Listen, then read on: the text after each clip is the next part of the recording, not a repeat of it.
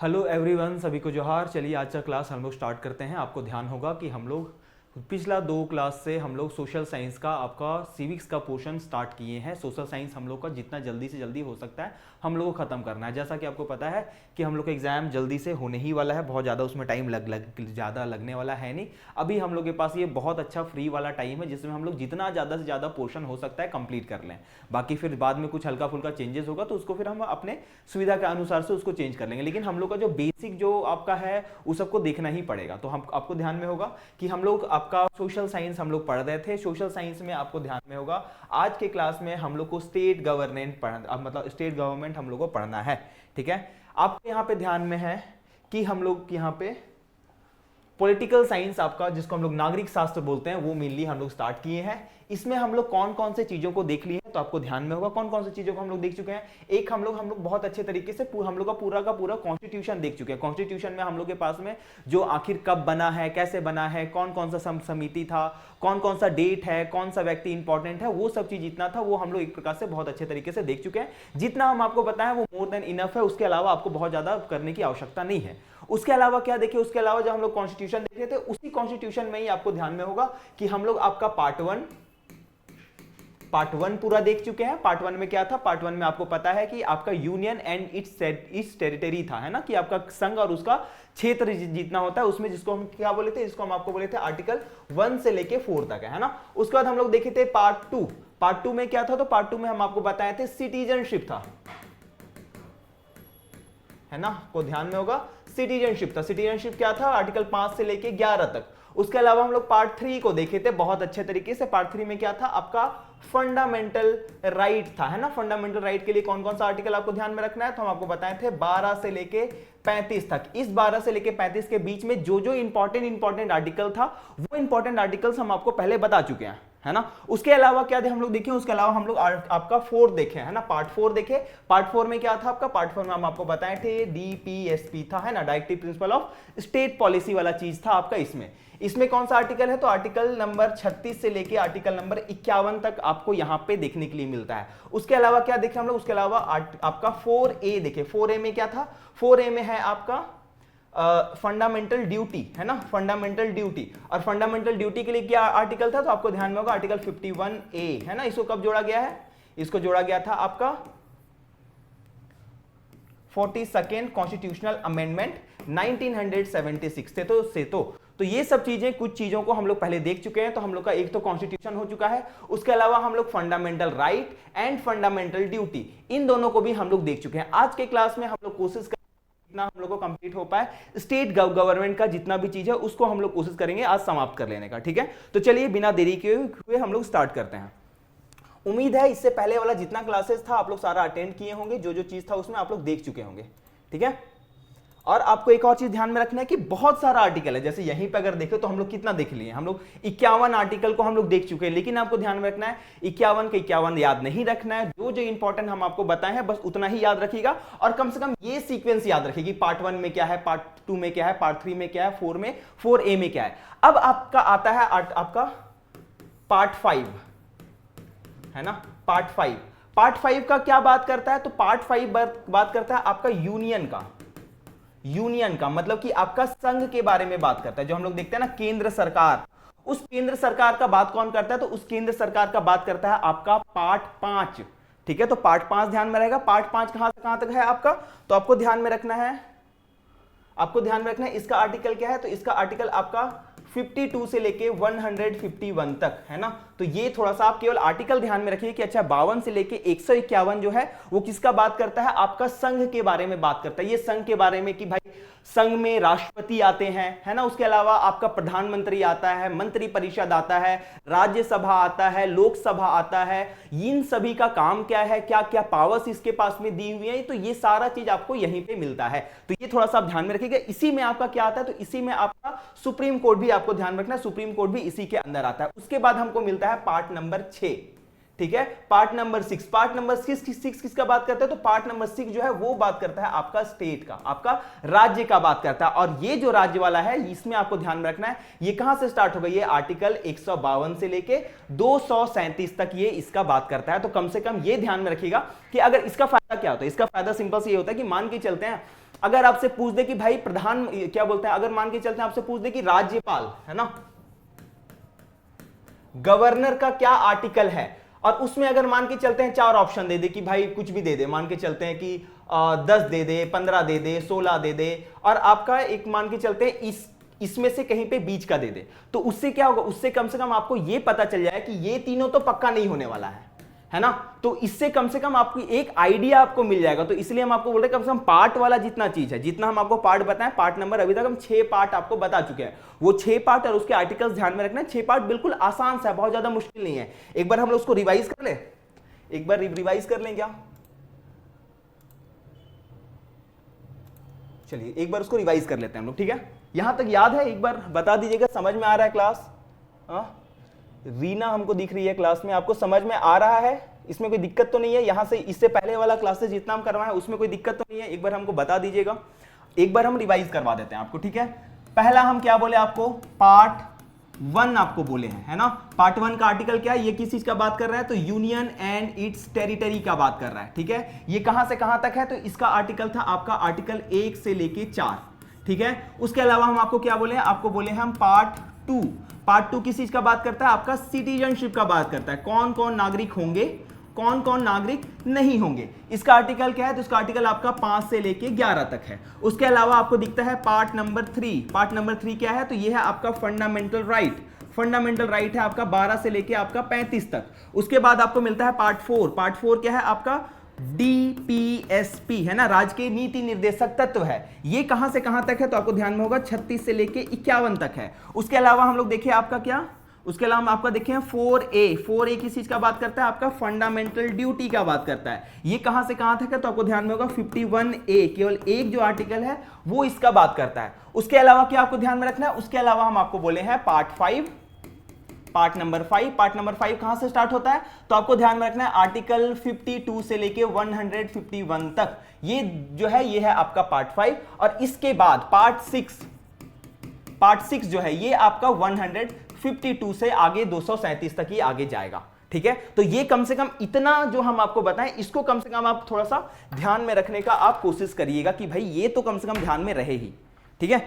चलिए हम लोग थोड़ा सा बढ़ते हैं आगे।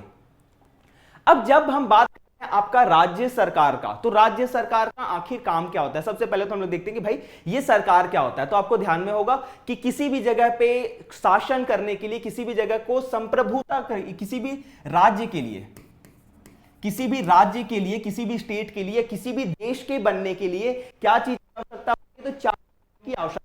वो 4 चीजें कौन कौन सी होती है, तो सबसे पहले आवश्यकता है कि भाई आपके पास क्या हो, आपके पास पहले तो कोई भूमि हो, कोई लैंड हो जहां पे आप शासन कर सकते हैं। तो सबसे पहला क्या है, सबसे पहला है आपका भूमि, लैंड।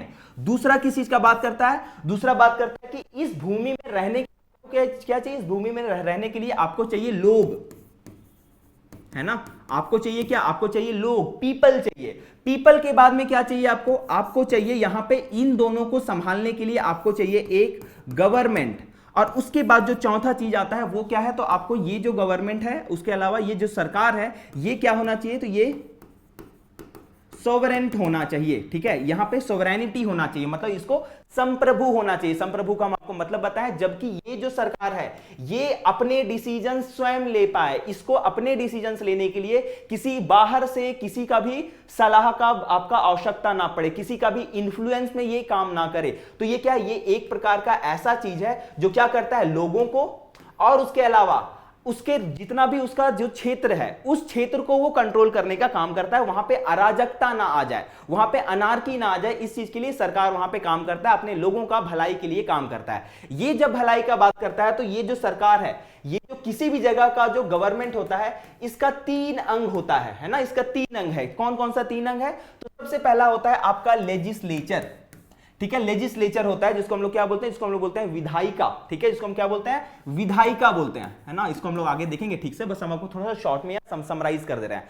सबसे पहला होता है विधायिका। ये विधायिका क्या काम करता है, तो ये विधायिका ना जितना भी कानून बनाने वाला काम है, कानून बनाने वाला, जितना भी कानून बनाने वाला काम है वो कौन करेगा, तो ये विधायिका करेगा। तो ये आपको ध्यान में रखना है, विधायिका क्या करता है, कानून बनाने का काम करता है, ठीक है। तो ये क्या करता है, ये कानून को बनाता है, ये मेक लॉज, ठीक है, ये कानून को बनाता है, ठीक है।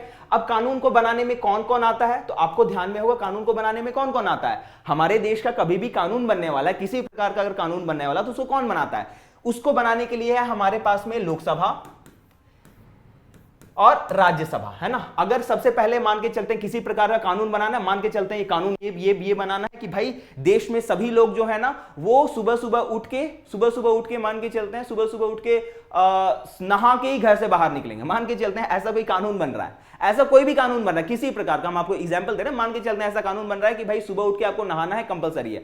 तो ये जो कानून बनेगा, ये कानून जो होगा ये क्या होगा, ये आपको ध्यान में रखना है। सबसे पहले क्या होगा, सबसे पहले लोकसभा में आएगा या तो राज्यसभा में आएगा। अगर लोकसभा में आया है तो वो कहां जाएगा, राज्यसभा में जाएगा। अगर वो पहले राज्यसभा में आया है तो वो कहां जाएगा, उसके बाद में लोकसभा में जाएगा।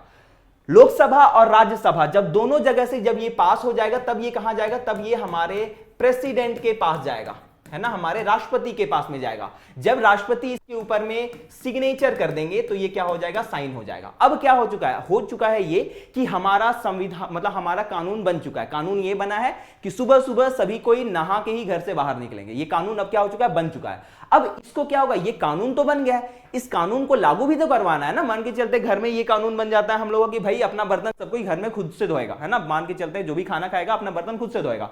कानून तो बन गया है, लेकिन उसको इंप्लीमेंट भी तो करना पड़ेगा ना। कोई होगा जो उसको देखेगा, अच्छा कोई अपना बर्तन धो रहा है या नहीं धो रहा है, उससे धुलवाया जाएगा जबरदस्ती, तो ये क्या होगा। तो आपको ध्यान में रखना है, एक जो होता है वो दूसरा, पहला तो हो गया आपका कानून बनाने वाला जिसको हम क्या बोलते हैं, विधायिका बोलते हैं। दूसरा क्या है, दूसरा है आपका कार्यपालिका जिसको हम लोग बोलते हैं एग्जीक्यूटिव बोलते हैं, जिसको हम लोग क्या बोलते हैं, कार्यपालिका बोलते हैं। तो ये थोड़ा सा आपको ध्यान में रखना है। ये क्या करता है, यहां पे जो कानून बनाया गया है, जो भी कानून बनाया गया है उस कानून को लागू कराने का ये काम करेगा, ठीक है। जितना भी कानून बनेगा उस कानून को लागू कराने का काम, चाहे इसमें प्रधानमंत्री हो, मंत्री परिषद हो, उसके अलावा जितने भी हमारे ब्यूरोक्रेट्स होते हैं, जितने भी हमारे नौकरशाह हैं, चाहे वो डीसी हो, चाहे वो बीडीओ हो, चाहे वो कोई सा भी व्यक्ति हो, वो क्या होता है, वो एक प्रकार से इसी कार्यपालिका के अंदर में आता है। जैसे हम लोग देखते हैं ना कि मान के चलते हैं कि सरकार जो है वो क्या की, वो आपका प्रधानमंत्री आवास योजना स्टार्ट की। अब वो योजना तो स्टार्ट हो चुका है, लेकिन उसको लागू कराने का काम कौन करता है, तो यही एग्जीक्यूटिव उसको लागू कराने का ये काम करता है। तो पहले कानून बना, उसको लागू कराने का काम कौन करेगा, एग्जीक्यूटिव करेगा। अब आता है आपका तीसरा ऑर्गन, जिसको हम क्या बोलते हैं, जिसको हम लोग बोलते हैं जुडिशियरी, ठीक है, यहां लिखते हैं, जिसको हम क्या बोलते हैं, जुडिशियरी बोलते हैं, आपका न्यायपालिका बोलते हैं। ये न्यायपालिका क्या काम करता है, तो ये न्यायपालिका देखता है कि भाई हमारा जो संविधान है उसके आधार पे ये कानून बना है या नहीं बना है, ठीक है। तो आपको ध्यान में रखना है कि ये क्या करता है, ये सिंपल सा चेक करने का काम करता है, ठीक है। ये चेक करता है क्या, कि जो कानून बना है कि भाई सुबह सुबह सभी लोग नहा के जाएंगे, है ना, सभी लोग क्या करेंगे, सुबह सुबह नहाने के बाद ही बाहर निकलेंगे, नहा के ही क्या करेंगे, बाहर जाएंगे, ठीक है, बाहर आपको जाना है। ये जो कानून बना है ये क्या ये सही है या नहीं है, कहीं ये फंडामेंटल राइट को कहीं ये एक प्रकार से वॉयलेट तो नहीं कर रहा है, कहीं ये हमारे संविधान के किसी प्रावधान का ये उल्लंघन तो नहीं कर रहा है। तो ये क्या होगा, ये एक प्रकार से ये जो चेक करने का काम है ये जुडिशियरी करता है, न्यायपालिका करता है। अगर ये देखा जाए कि हाँ भाई ये इसका उल्लंघन कर रहा है, तो क्या होगा, ये जो कानून है इसको जुडिशियरी जो बोल है वो बोलेगी नहीं, ये हमारे संविधान के अनुरूप नहीं है, इसको पालन नहीं, मतलब इसका लागू नहीं होगा ये। तो आपको ध्यान में रखना है, सरकार का 3 अंग, एक है पहला कानून बनाने वाला जिसको हम क्या बोलते हैं, आपको ध्यान रखना है, विधायिका बोलते हैं, लेजिस्लेचर बोलते हैं। ये कानून बनाता है। कानून कैसे बनता है, तो लोकसभा में या राज्यसभा में, दोनों में से कहीं पे भी पहली बार आता है, मतलब सबसे पहले कोई सा भी है वो पेश होगा, वहां से पास होगा, उसके बाद में अगर लोकसभा से पास हुआ है तो राज्यसभा में जाएगा, राज्यसभा से पास हुआ है तो लोकसभा में जाएगा, उसके बाद वो प्रेसिडेंट के पास जाएगा। जब प्रेसिडेंट उसके ऊपर साइन कर देंगे तब वो बन जाएगा कानून। ये कानून तो बन गया है, लेकिन इसको एक तरीके से लागू करवाने का, इसको पालन करवाने का काम कौन करता है, तो आपको ध्यान में रखना है एग्जीक्यूटिव जो है आपका कार्यपालिका ये काम करती है। उसके बाद कार्यपालिका जो है ये लागू करवा देती है। उसके बाद जुडिशियरी जो होता है वो चेक करता है कि भाई ये जो कानून है ये सही है, अच्छा है, नहीं है, क्या इसमें गड़बड़ है, इसको लागू होना चाहिए, नहीं होना चाहिए, ये सब चेक कौन करता है, तो न्यायपालिका करता है।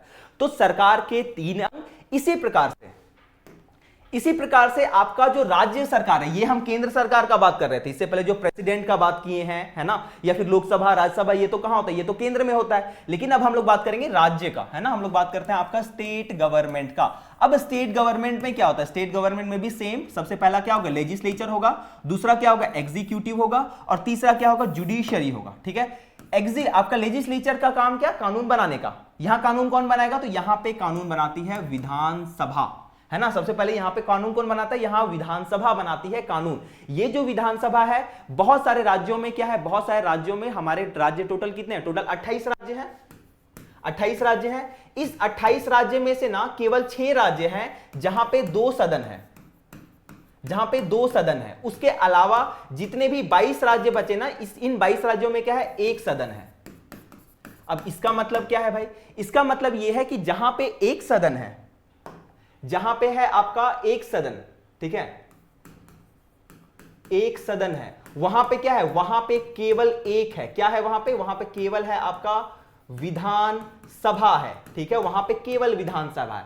जहां पे 2 सदन है, वहां पे क्या है, वहां पे आपको ध्यान में रखना है, वहां पे विधानसभा भी है, ठीक है, विधान सभा भी है, और वहां पे क्या है, वहां पे विधान परिषद भी है। ठीक है, विधान परिषद भी है। तो ध्यान में रखिएगा कि जैसे हमारे केंद्र में क्या था, जैसे हमारे केंद्र में था, एक था लोकसभा, एक था आपका राज्यसभा, है ना, उसी प्रकार से आपका लोकसभा का काम कौन करता है, तो यहां पे ये है आपका सेंटर में, ये है आपका सेंटर में, और ये है आपका क्या, ये है आपका स्टेट में।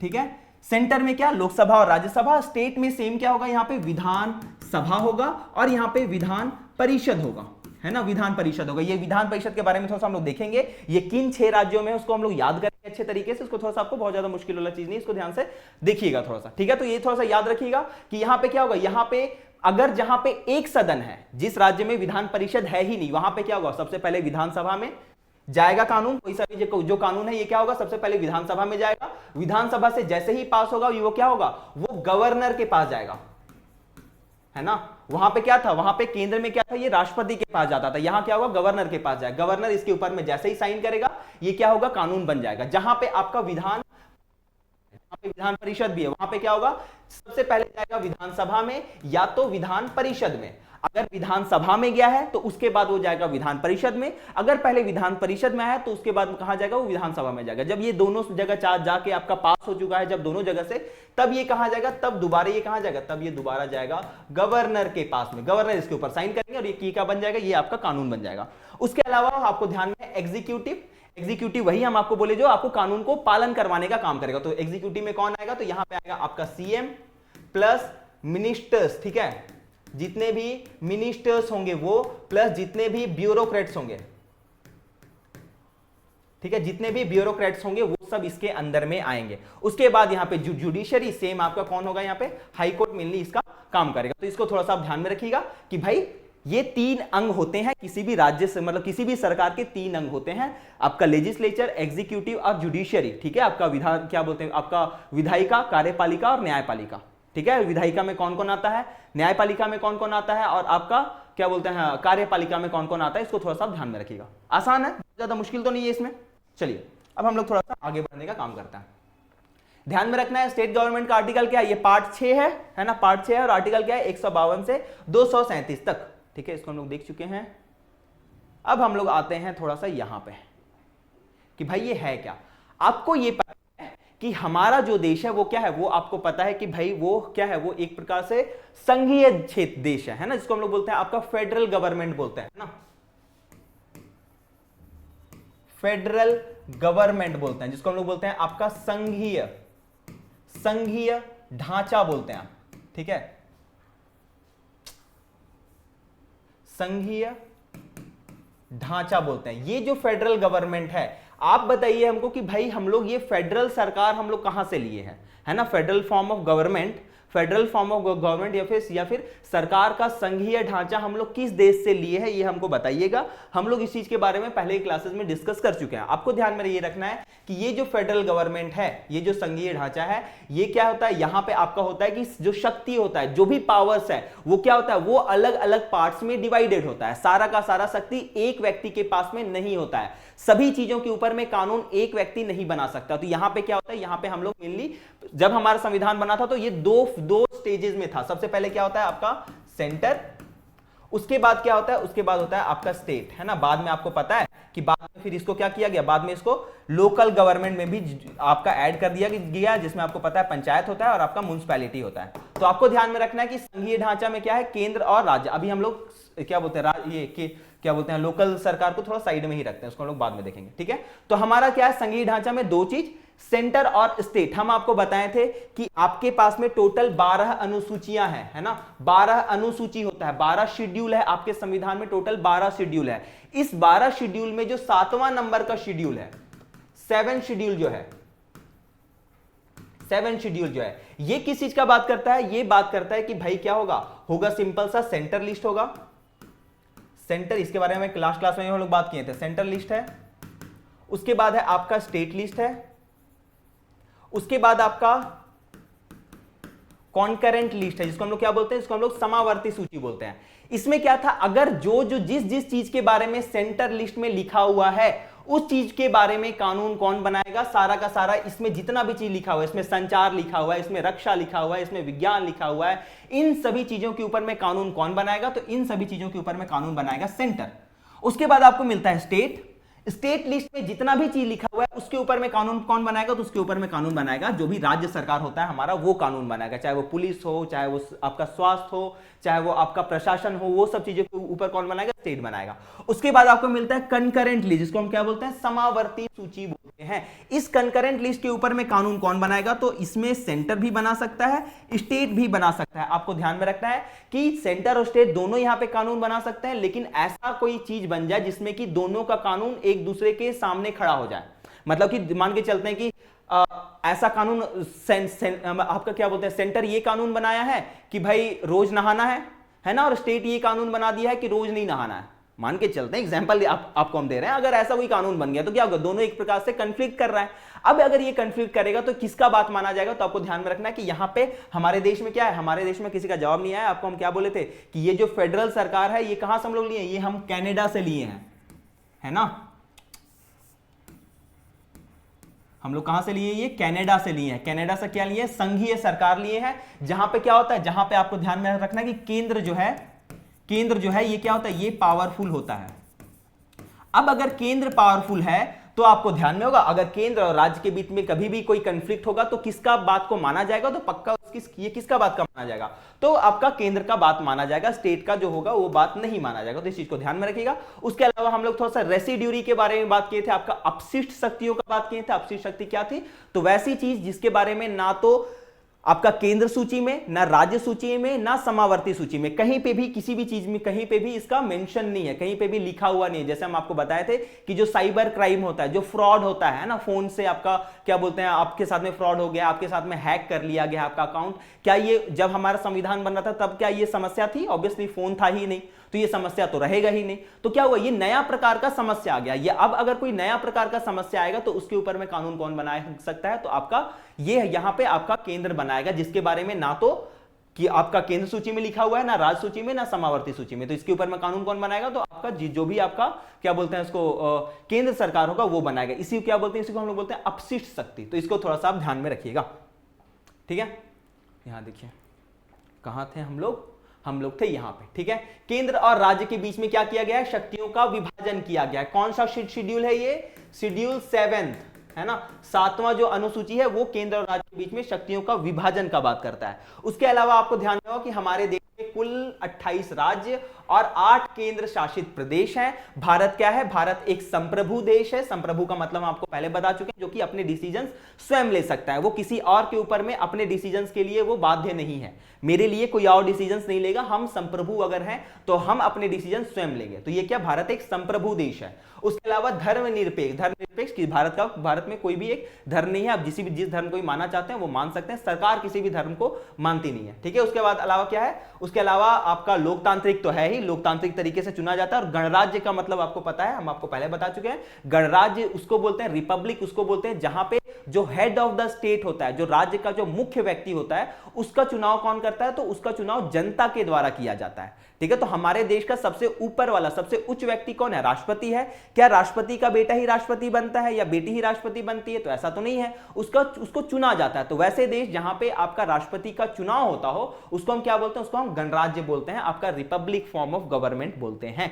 ठीक है, तो ये थोड़ा ध्यान में रखना है। उसी प्रकार से राज्य में क्या होता है? राज्य में आपका मुख्यमंत्री होता है, सीएम होता है, और उसका आपका मंत्री परिषद होता है ना। और ये जो मंत्री परिषद है, मंत्री परिषद में क्या? मंत्री परिषद में आपका बहुत सारे मंत्री होंगे, है ना। कोई शिक्षा मंत्री है, कोई स्वास्थ्य मंत्री है, कोई पर्यटन मंत्री है, इस प्रकार से अलग अलग मंत्री होंगे। और इसका जो हेड होगा, इस पूरे मंत्री परिषद का जो हेड होगा वो कौन होगा? तो वो केंद्र में होगा प्रधानमंत्री, और आपका राज्य में कौन होगा? तो राज्य में आपका मुख्यमंत्री होगा, है ना। तो ये थोड़ा सा इसमें ध्यान में रखिएगा।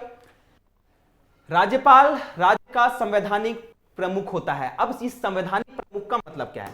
संवैधानिक प्रमुख का मतलब यह है कि भाई क्या किया गया? सिंपल सा ये किया गया कि अगर हम लोग भारत का मैप को ऐसे रफ मैप बना है ना, तो भारत का कुछ मैप इस प्रकार का है ना। अब ऐसे पूरा नहीं कर रहे हैं, रफ मैप इस प्रकार का। आपको पता है कि बहुत सारे स्टेट ऐसे करके हमारे यहाँ पे बटे हुए हैं, है ना। बहुत सारे स्टेट ऐसे करके हमारे यहाँ पे बटे हुए हैं। अब आपको ये ध्यान में रखना है कि इस पूरे देश में कंट्रोल कहां से होता है? तो इस पूरे देश में कंट्रोल यहां दिल्ली से होता है ना, दिल्ली से होता है। जहां पे क्या? जहां पे हमारी पार्लियामेंट है, जहां पे हमारी क्या है? पार्लियामेंट है। उसके अलावा आपको यह ध्यान में रखना है, कहां गया भाई? हाँ, उसके अलावा आपको यह ध्यान में रखना है कि यहां पे क्या हो रहा है? यहां पे ये मान के चलते हैं, यहां पे इसी आसपास में क्या? इसी आसपास में हमारा प्यारा झारखंड है ना। हमारा झारखंड नाम का स्टेट यही आसपास में है। अब आपको ध्यान में रखना कि भाई ये झारखंड क्या होगा? ये झारखंड भी तो किसका पालन करेगा? झारखंड कभी कानून बनाएगा, कभी कानून को लागू करेगा, तो ये किसका पालन करेगा? तो ये भी तो भारत के कॉन्स्टिट्यूशन को पक्का पालन करेगा, को भारत के संविधान का ये भी पालन करेगा। जो बिहार होगा वो भी पालन करेगा। लेकिन इसका देखरेख कौन करेगा कि भाई भारत का जो संविधान है क्या का पालन किया जा रहा है या नहीं किया जा रहा है कानून बनाते समय? तो इस चीज के ऊपर में चेक रखने के लिए, ठीक है, कि भाई इस कानून का पालन हो रहा है या नहीं, इस चीज को चेक रखने के लिए क्या है? यहां पे एक गवर्नर अपॉइंट किया गया है। गवर्नर अपॉइंट किया गया है जो क्या करता है? जो देखता है कि क्या संविधान का पालन हो रहा है या संविधान का पालन नहीं हो रहा है। और ये क्या होता है? ये एक प्रकार से केंद्र के द्वारा ये चुना जाता है। इसको कौन चुनते हैं? इसको हमारे प्रेसिडेंट चुनते हैं, प्रेसिडेंट चुनते हैं। और जो प्रेसिडेंट है वो किसके अंग है? राज्य सरकार के अंग है या फिर केंद्र सरकार के अंग है? तो आप बोलिएगा सर केंद्र सरकार के अंग है।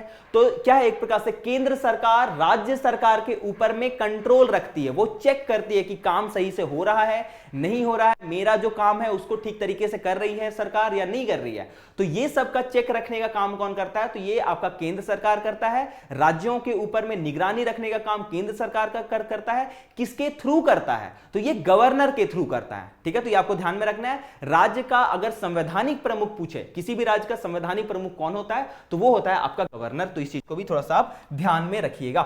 ठीक है, तो वही यहां पे लिखा हुआ है कि किसी भी राज्य का जो राज्यपाल होता है वो संवैधानिक प्रमुख होता है। ठीक है, चलिए आगे बढ़ते हैं हम लोग। हाँ, अब हम लोग देखते हैं स्ट्रक्चर क्या है राज्य सरकार का, कैसा है इसका संरचना। तो आपको पता होगा कि राज्यपाल जो होता है वो संवैधानिक प्रमुख है, और इसका नियुक्ति किसके द्वारा किया जाता है? इसको किसके द्वारा चुना जाता है? राष्ट्रपति के द्वारा चुना जाता है। जब राष्ट्रपति का मन होगा तो इसको हटा भी सकते हैं, है ना। कोई इसका फिक्स टेन्योर होता नहीं है। ये आपका राष्ट्रपति के क्या बोलते हैं प्रसाद अनुसार ये काम करता है। प्रसाद अनुसार का मतलब सिंपल सा है कि जब तक राष्ट्रपति का मन है तब तक ये राज्यपाल रहेंगे, जब राष्ट्रपति का मन नहीं होगा तो इसको हटा दिया जाएगा।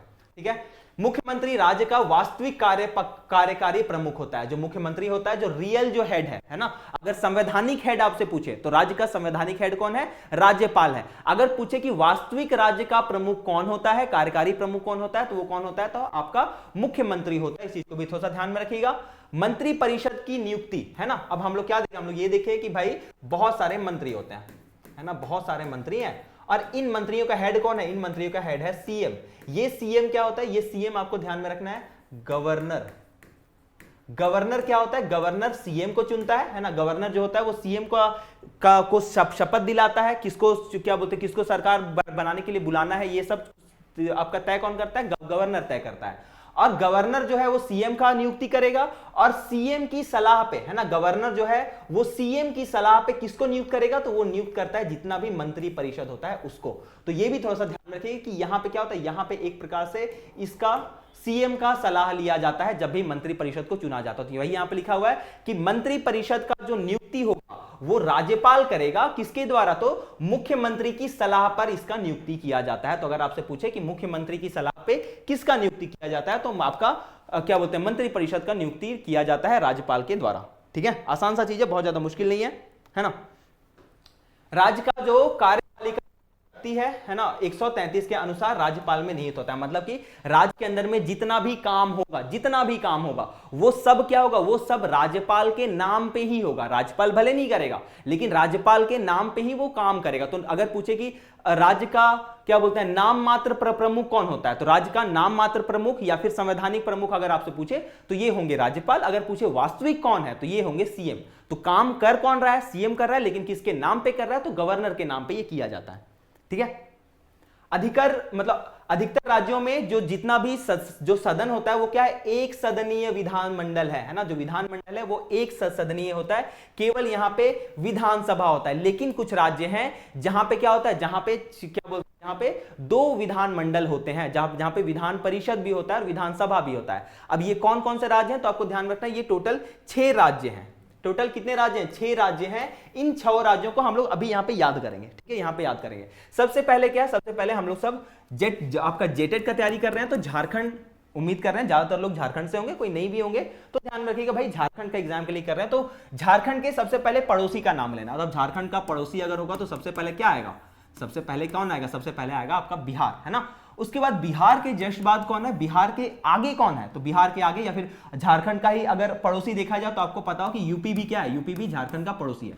तो 2 राज्य तो यहां से हो गए। उसके अलावा आपको ध्यान में रखना कि बिहार और यूपी से अगर आपसे पूछे, कोई भी अगर आपसे पूछे कि बिहार और यूपी से जितने भी लोग हैं वो ज्यादातर काम करने कहां जाते हैं, है ना, जो भी मजदूरी करने के लिए या फिर आपका बहुत ये दुखद बात है, लेकिन ज्यादातर लोग कहां काम करने जाते हैं, झारखंड से भी बहुत सारे लोग जाते हैं, कहां जाते हैं, तो आप बोलिएगा सर जो पहला नाम आपके अंदर में आएगा वो होगा आपका महाराष्ट्र का, है ना।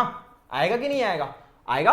तो क्या हो गया आपका 3 राज्य तो यहां से हो गया कि भाई बिहार है, बिहार के बाद में है आपका यूपी, और यूपी के बाद में क्या है, यूपी के बाद में है आपका महाराष्ट्र। तो 3 राज्य तो यहां से हो गए। उसके अलावा आपको यह ध्यान में रखना है कि उसके अलावा जो 3 राज्य बचे है ना, वो क्या है, वो साउथ इंडिया से हैं।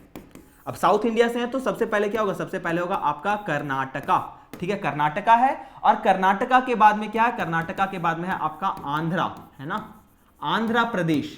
और आंध्र प्रदेश से ही कौन सा एक राज्य बना है, तो आपको ध्यान में होगा सबसे नया राज्य मतलब भारत का, ये है आपका तेलंगाना। तो ये आपको 6 के 6 राज्य आपको ध्यान में रखने हैं। सबसे पहला राज्य क्या है, सबसे पहला राज्य है बिहार। बिहार के बाद में हम आपको बोले यूपी है। बिहार और यूपी से ज्यादातर लोग काम करने कहां जाते हैं, महाराष्ट्र जाते हैं। तो ये 3 तो आपको ध्यान में होगा। उसके अलावा आपको जो 3 बच गए हैं ये कहां से हैं, साउथ इंडिया से हैं। आपका कर्नाटक है, उसके अलावा आंध्रा है, और उसके अलावा आपका तेलंगाना। तो ये आपको 6 के 6 राज्य आपका ध्यान में रखना है, जहां पे क्या है, जहां पे बाय कैमरल लेजिस्लेचर है, मतलब जहां पे विधानसभा और विधान परिषद दोनों काम करती है। ठीक है, चलिए उम्मीद है ये याद होगा, समझ में आ गया होगा, है ना। आगे बढ़ते हैं हम लोग।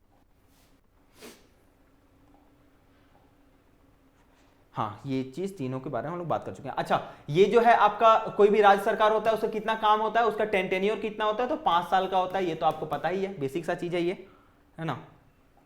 ठीक है, अब हम लोग आते हैं आगे।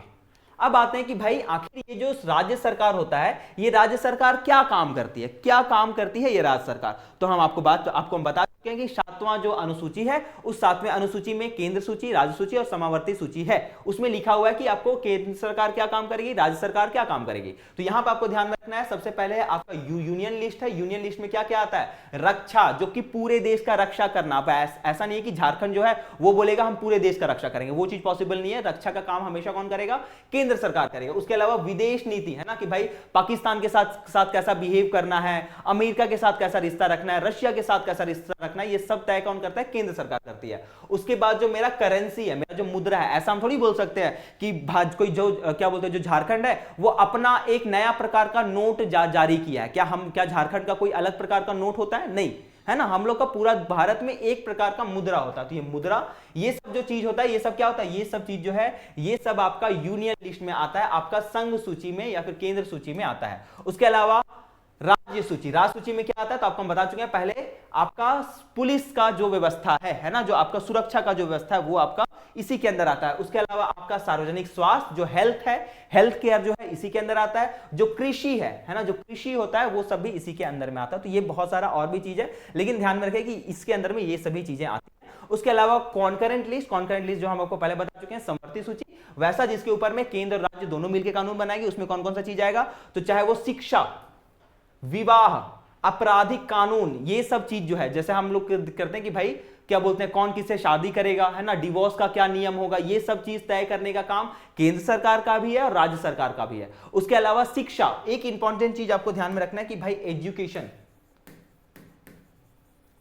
एजुकेशन का क्या है, ये क्वेश्चन आपके पास में आता है। एजुकेशन हम आपको क्या बोले, एजुकेशन किस में आता है, कॉन्करेंट लिस्ट में आता है। आपको ये ध्यान में रखना है कि जब हम लोग का संविधान बना था तो ये जो शिक्षा देने का जो काम है ये किसको दिया गया था, तो ये पहले दिया गया था केवल किसको, राज्य को दिया गया था। केवल ये किसको दिया गया था, स्टेट को दिया गया था, केवल ये स्टेट लिस्ट में आता था। लेकिन हुआ ये कि भाई आपको ध्यान में होगा कि हम लोग 1968 में आपका एजुकेशन पॉलिसी आया था, इसको भी हम लोग बढ़िया से देखेंगे। लेकिन आप ध्यान में रखें कि जैसे आपको ध्यान में है ना कि हम लोग का 2020 में क्या आया, 2020 में आपका न्यू एजुकेशन पॉलिसी आया है ना, नेशनल एजुकेशन पॉलिसी 2020, है ना। तो आपको ध्यान में होगा न्यू एजुकेशन पॉलिसी है। उसी प्रकार से 1968 में भी ना एजुकेशन पॉलिसी आया था, लेकिन इसका जो सबसे बड़ा फेल होने का जो कारण था वो कारण ये था कि ये किसके द्वारा बनाया जाएगा, सेंटर के द्वारा बनाया जाएगा। लेकिन क्या सेंटर है, जो केंद्र है, क्या ये केंद्र सूची के ऊपर में कानून बना सकती है, तो आप बोलेगा सर ये तो कानून बना ही नहीं सकती है ना। उस समय तक तो ये क्या था, ये हम आपको पहले बता चुके हैं, एजुकेशन क्या था, स्टेट लिस्ट में था।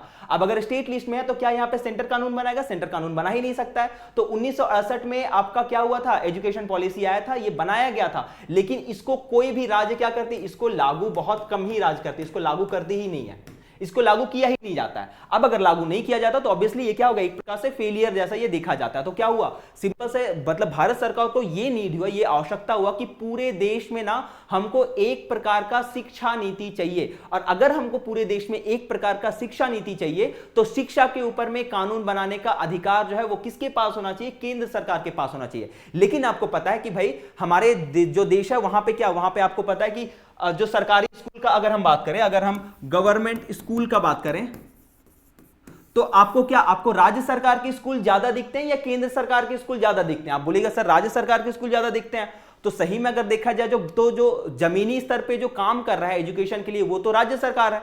तो सिंपल से ये किया गया कि भाई हम क्या करते हैं, हम ये जो एजुकेशन है, ये जो शिक्षा है, इसको हम क्या करते हैं, इसको हम समावर्ती सूची में डाल देते हैं।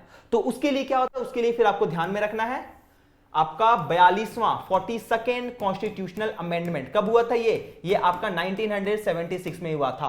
और इस 1976 के 42वें संविधान संशोधन में क्या होता है, तो जो एजुकेशन होता है उसको क्या कर दिया जाता है, उसको कॉन्करेंट लिस्ट में आपका डाल दिया जाता है। तो इस चीज को भी थोड़ा सा ध्यान में रखिएगा। यही 42वां संविधान संशोधन था जिससे क्या हुआ था, स्वर्ण सिंह समिति के बारे में हम लोग बात किए थे, और वही स्वर्ण सिंह समिति के द्वारा क्या किया गया था, डीपीएसपी भी यहां पे ऐड किया गया था 42वें संविधान संशोधन से ही। तो 42वां संविधान संशोधन बहुत इंपॉर्टेंट है, 1976 में आया था। एक तो डीपीएसपी के लिए इंपॉर्टेंट है, पहले हम लोग डिस्कस कर चुके हैं। उसके अलावा एजुकेशन को क्या किया गया था, आपका कॉन्करेंट लिस्ट में यहां पे डाला गया था, समावर्ती सूची में यहां पे डाला गया था। तो इसको भी थोड़ा सा आप ध्यान में रखिएगा, ठीक है। चलिए, तो ये थोड़ा सा ध्यान में रखना है। अब हम लोग देखते हैं कि आखिर इसका ऑर्गन्स क्या क्या होता है ना, राज्य सरकार का कौन कौन सा अंग है। तो हम आपको पहले बता चुके हैं, एक होता है आपका, सबसे पहले आपका विधायिका है, विधायिका कानून बनाएगी। उसके अलावा है आपका कार्यपालिका जो काम करेगी, कानून का पालन करवाएगी। और है आपका न्यायपालिका, इसके बारे में हम लोग पहले बात कर चुके हैं। उसके अलावा आपको यह ध्यान में रखना है कि भाई राज्य तो होता है, लेकिन राज्य के अलावा हम लोग के पास में हम लोग कितना बताएं, टोटल 28 राज्य हैं। और उसके अलावा क्या है, उसके अलावा आपको ध्यान में हो कि भाई 8 प्रकार के यूटी भी है ना, 8 प्रकार के केंद्र शासित प्रदेश भी हैं। तो ये केंद्र शासित प्रदेश क्या होते हैं? तो ये केंद्र शासित प्रदेश वैसे क्षेत्र हैं जहां पे क्या होता है, जहां पे आपको ये ध्यान रखना है, जहां पे राज्य सरकार नहीं होती, जहां पे केंद्र का शासन होता है। केंद्र जो है वो अपने क्या बोलते हैं लेफ्टिनेंट गवर्नर के जो द्वारा क्या होता है इस एरिया के ऊपर में शासन कर रहा होता है। तो ये थोड़ा सा आपको ध्यान में रखना है कि जो केंद्र सरकार के द्वारा जहां पे शासन किया जाता है वहां पे क्या होता है वो आपका यूटी कहलाता है, आपका केंद्र शासित प्रदेश कहलाता है। ये यूटी में हम आपको ध्यान में रखना है, इसमें दो यूटी जो है वहां पे क्या है, वहां पे अपना क्या है, वहां पे अपना विधानसभा है ना, वहां पे अपना विधानसभा है। ये कौन सा होगा तो आपको ध्यान रखना है, एक तो दिल्ली है ना, आप लोग देखते हैं ना कि भाई दिल्ली में इलेक्शन हुआ, आम आदमी पार्टी जीत गया, बीजेपी जीत गया, मतलब अरविंद केजरीवाल का आप लोग नाम सुने हैं, तो ये कहां से आता है, ये दिल्ली से ही आते हैं। तो एक तो हो गया दिल्ली और एक आपको ध्यान में रखना है आपका पुदुचेरी है ना, आपका पुडुचेरी जो है यहां पे भी क्या होता है, यहां पे भी आपका इलेक्शन होता है और यहां पे भी क्या है, यहां पे भी आपका विधानसभा है। तो आपको ध्यान में रखना है दिल्ली और आपका पुडुचेरी जो है वहां पे विधानसभा है। उसके अलावा जो 6 जो बच गए ना, 6 यूटी जो बच गए उसमें आपको ध्यान में रखना है वहां पे सीधा शासन किसका होता है, तो सीधा शासन आपका यूनियन गवर्नमेंट का होता है, केंद्र सरकार का होता है ना। यहां देखिए केंद्र शासित प्रदेशों में प्रशासक जो होता है, जो प्रशासन करने वाले व्यक्ति जो होते हैं वो किसके द्वारा चुने जाते हैं, राष्ट्रपति के द्वारा नियुक्त किए जाते हैं। और राष्ट्रपति जो होते हैं वही मेन एक प्रकार से वहां का प्रशासक कहलाते हैं। ठीक है, तो राष्ट्रपति जो होते हैं वहां पे वहां के प्रशासक कहलाते हैं। जो दिल्ली है उसको क्या किया गया, उसको भारत की राजधानी घोषित किया गया है, ये आपको ध्यान में है, आपको पता ही है ये चीज। और उसके अलावा आपका दिल्ली और पुडुचेरी है जहां पे विधानसभा है, तो ये ध्यान में रहेगा, यूटी ध्यान में रहेगा। आसान सा चीज, इसमें कोई खास मुश्किल तो नहीं है। हाँ बता दीजिए एक बार, यहां तक समझ में आया, यहां तक किसी को भी कोई कष्ट, कोई भी परेशानी है क्या? चलिए उम्मीद है कोई खास कष्ट होना नहीं चाहिए, है ना, बताइएगा कोई अगर दिक्कत होगा तो। ठीक है, आगे बढ़ते हैं हम लोग। अब आता है आपका रोल ऑफ स्टेट गवर्नमेंट, कि भाई राज्य सरकार का आखिर काम क्या है एजुकेशन को लेके। हम लोग तो ये देख लिए कि आपका जो राज्य सरकार है वो क्या, वो पहले सभी के सभी शिक्षा के ऊपर में सभी के सभी निर्णय जो होंगी वो कौन लेते थे। पहले तो आपको ध्यान में होगा कि राज्य सरकार लिया करती थी, लेकिन फिर आपका 42वां संविधान संशोधन होता है, उसके कारण क्या हुआ, उसको समावर्ती सूची में डाल दिया गया। अब क्या हुआ, अब केंद्र सरकार और राज्य सरकार दोनों उसके ऊपर में कानून बनाएंगे। तो आपको यही ध्यान में रखना है, 42वां संविधान संशोधन वही लिखा हुआ है यहाँ पे, 1976 से ये क्या कर दिया गया, इसको समावर्ती सूची में डाल दिया गया। ठीक है, इस संशोधन के बाद क्या किया गया, तो संसद जो है और विधानसभा जो या फिर विधानमंडल जो है दोनों क्या करेगी, दोनों शिक्षा के ऊपर में कानून बना सकते हैं, है ना। उसके अलावा केंद्र और राज्य सरकार में टकराव होने पर अगर कभी भी कोई प्रॉब्लम होगा तो क्या होगा, तो आपको पता है कि भाई केंद्र जो है वो शक्तिशाली है ना, केंद्र शक्तिशाली है। और केंद्र अगर शक्तिशाली है तो आपको, अरे जी जरा सा